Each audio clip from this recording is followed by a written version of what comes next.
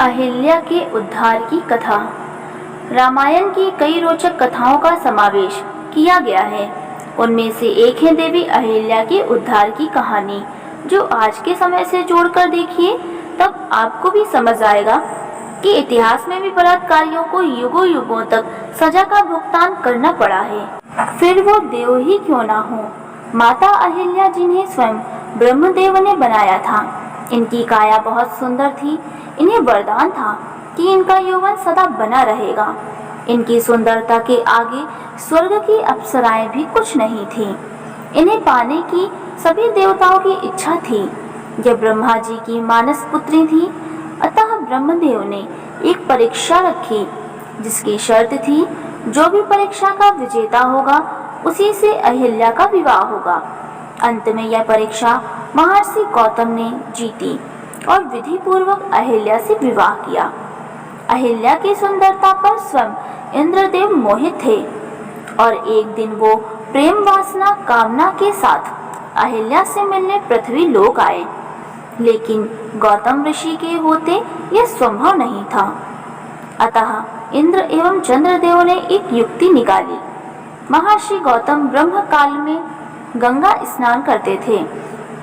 इसी बात का लाभ उठाते हुए इंद्र और चंद्र ने अपनी मायावी विद्या का प्रयोग किया और चंद्र ने अर्धरात्रि को मुर्गे की बांग की, जिससे महर्षि गौतम भ्रमित हो गए और अर्धरात्रि को ब्रह्मकाल समझ गंगा तट स्नान के लिए निकल पड़े। महर्षि के जाते ही इंद्र ने महर्षि गौतम का वेश धारण कर कुटिया में प्रवेश किया और चंद्र ने बाहर रहकर कुटिया की पहरेदारी की। दूसरी तरफ जब गौतम गंगा घाट पहुंचे तब उन्हें कुछ आभास हुआ और उन्हें समय पर संदेह हुआ। तब गंगा मैया ने प्रकट होकर गौतम ऋषि को बताया कि यह इंद्र का रचा माया जाल है। वो अपनी गलत नियत लिए अहिल्या के साथ कुकृत की लालसा से पृथ्वी लोक पर आया है। यह सुनते ही गौतम ऋषि क्रोध में भर गए और तेजी से कुटिया की तरफ लौटे। उन्होंने चंद्र को पहरेदारी करते देखा तो उसे श्राप दिया, उस पर हमेशा राहु की कुदृष्टि रहेगी, और उस पर अपना कमंडल मारा। तब से ही चंद्रदेव पर दाग है।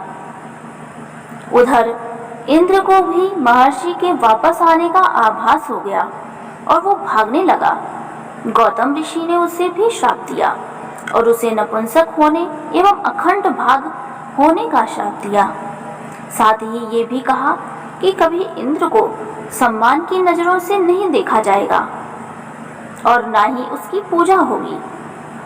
और आज तक इंद्र को कभी सम्मान प्राप्त नहीं हुआ।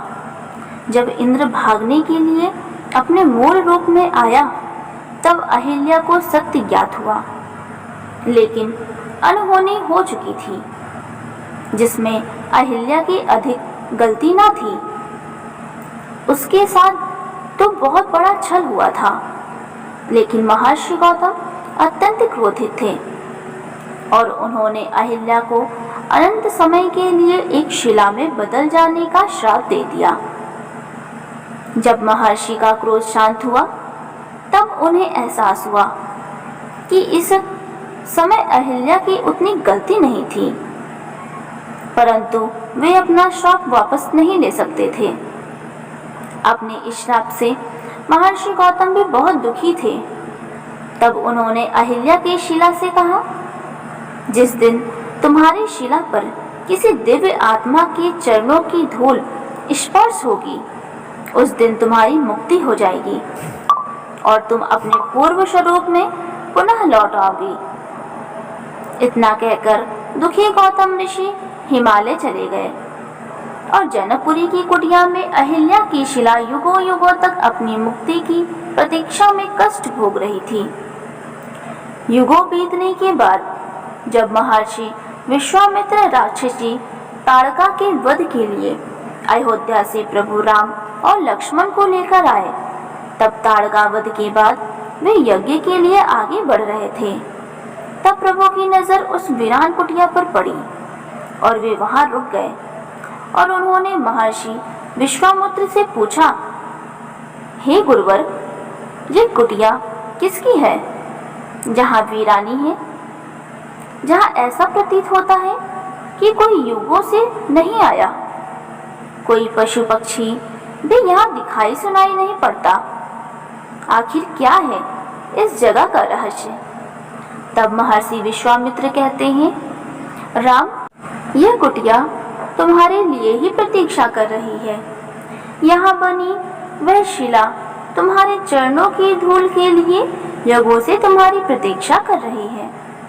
राम पूछते हैं, कौन है यह शिला और क्यों मेरी प्रतीक्षा कर रही है? महर्षि विश्वामित्र राम और लक्ष्मण को देवी अहिल्या के जीवन की पूरी कथा सुनाते हैं।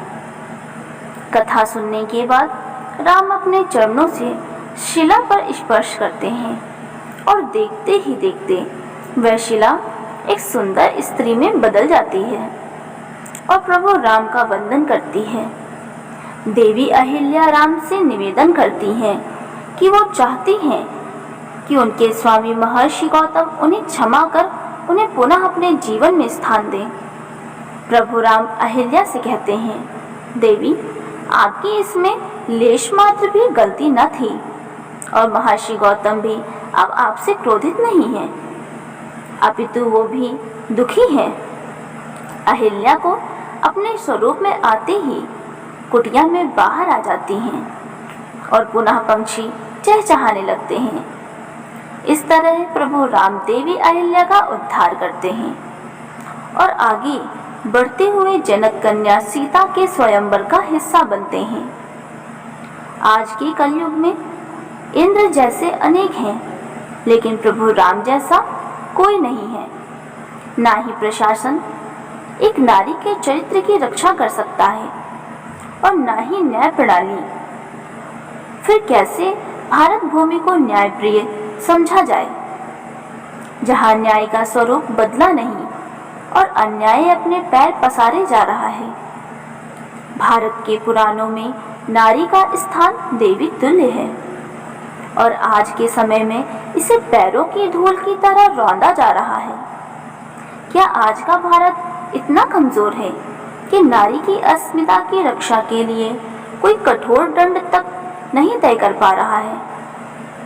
यह विषय इतना भयावह रूप ले चुका है कि एक नारी अपने ही देश में अपमानित और असुरक्षित महसूस करती है। अपने हौसलों की उड़ान में वे अपनों को ही बाधा के रूप में देखती है।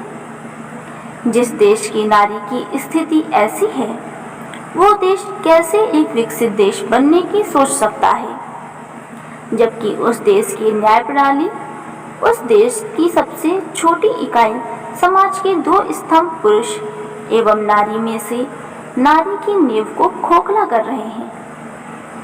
दोस्तों, आपको जानकारी कैसी लगी हमें कमेंट में ज़रूर बताएं। वीडियो को लाइक करें, चैनल को सब्सक्राइब कर लें। धन्यवाद।